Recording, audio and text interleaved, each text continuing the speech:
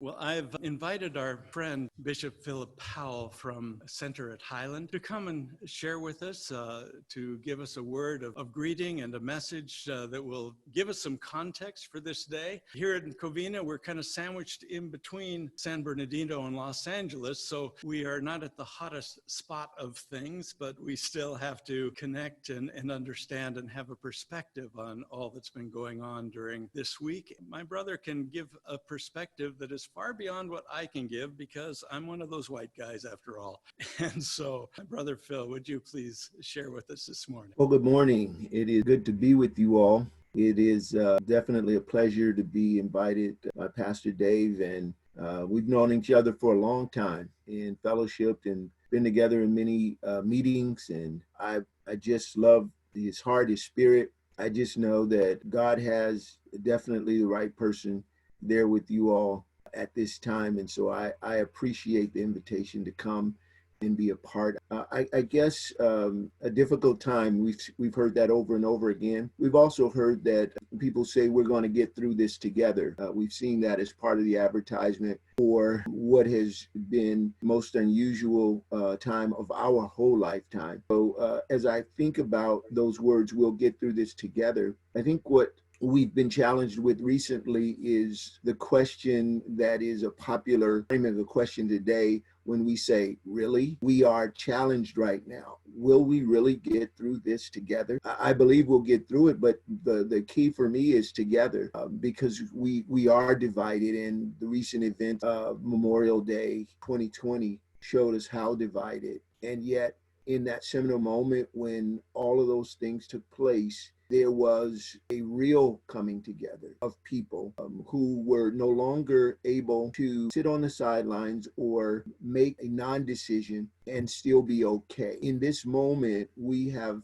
been forced to take sides, to choose. And the videos make us do that. Our own ideas and thoughts about policing in America make us do that. And just when we think we've seen what may appear to be the fringe of those who are not acting according to the law, and I'm talking about law enforcement included, we get another video showing another heinous, horrific interaction with police and with civilians. And so it does share with us something that we have to grapple with, and that is that our thoughts and ideas are not what they should be. And so Jesus had occasion to deal with those kinds of things throughout. And I love his response to people in Luke chapter 10, when Jesus is dealing with scribe and the Pharisees, and one in the crowd asked Jesus, "What must I do to inherit eternal life?" It take Jesus asked him, what does the law say? And he put it back on him. And he says, well, the law says, love the Lord your God with all your heart, your mind, your soul, your strength, and your neighbor as yourself. And he says, well, do that and you'll live. Easy enough. It seems confrontational. In that, the guy goes on because he's trying to show up Jesus. He's trying to get some kind of different answer. Ask Jesus, so who is my neighbor? And this is where Jesus really begins to get to the heart of things. And it is the same thing with us. So many times we want to know what it takes. What are the minimum requirements needed in order for us to be a good Christian that'll inherit eternal life? If we do what the book says, we'll get there. But Jesus introduces a different side to this. Jesus actually says in his conversation with the man, a parable that he shares. And we all know the story. A man falls among thieves, is laying there. The priest and the Levite walk past him on the other side, and a Samaritan comes and he attends to him. The significance of this is really appropriate for our day to day, because again, I believe that most believing Christians, both black and white, want to do what it takes to get in, but we don't want to get our hands dirty. We don't want to mix in the milieu of the everyday things of life. Every day people are being marginalized. People are being left. People are being put in positions where they can't succeed. And those of us who have our lives and aren't directly affected by it get to walk to the other side of the street, as it were. We get to act isn't there. But when we finally come face with pictures and images and screens that say, yes, this is part of who we are, we no longer have the privilege of anonymity. We have no longer have a right to act as if we don't know what is going on. And if we don't know what is going on, we must change that. In terms of our nation, we're being forced to do that. We have leadership that has been slow to act in that direction according to that. And it's important for us to understand just the context of Jesus's parable, because this man really feels good about himself when he hears the answer that he gave. And Jesus did not deny that answer. Jesus said, you're absolutely right. Do this and you'll live. But like all of us who want to know what we need to do, we're not always ready for the real answer. And the real answer sometimes comes in the form of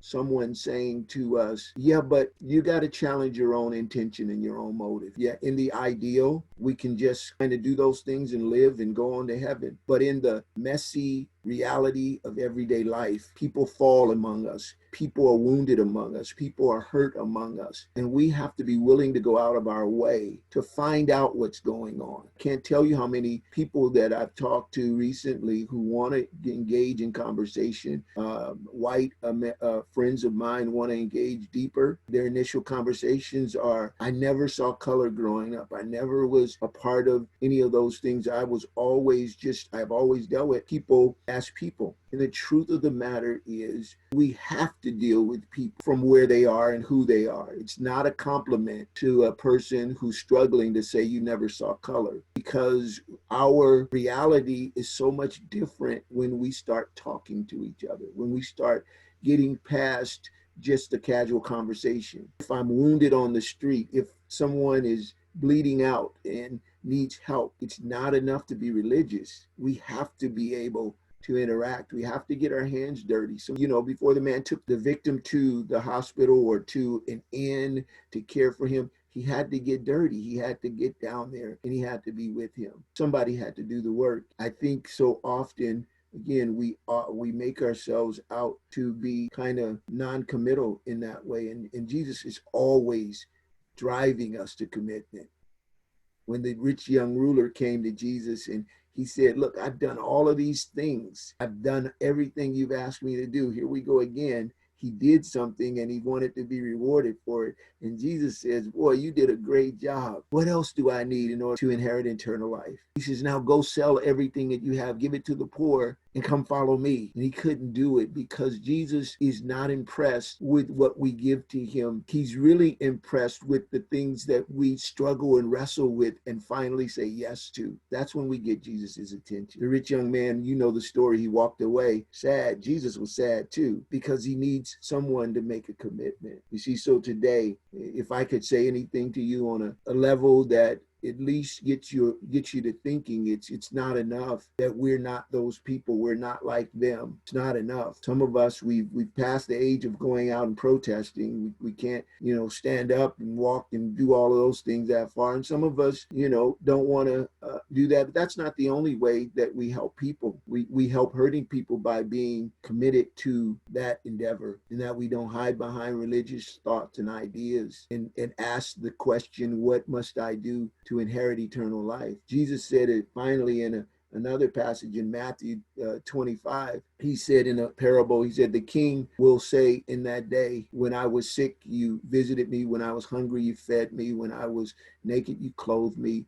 And then the servant will say, when did we ever see you in all of those states and all those conditions? He said, when you did it to the least of these, my little ones, you did it unto me. We live in a world where there is inequity. And as long as there is inequity, as long as there is weeping and tears, none of us should rejoice until all of us rejoice. We should not be truly happy until we're all able to experience the happiness that comes along with life, liberty, and the pursuit of happiness in a nation that decrees that in its document. We're all God's children. We're all there. So that's my real message in just little sound bites here and there. But I wanted to bring a little more context, Pastor Dave, just because I want us to see that there's so much more that we can do. It doesn't take us putting ourselves in harm's way, but it does take us going the extra mile and seeing the injustice and seeing people. And then whatever we don't see, we have to commit ourselves to learning, being open and willing. And I think we can learn so much more from listening. And so as a church, whoever's out here,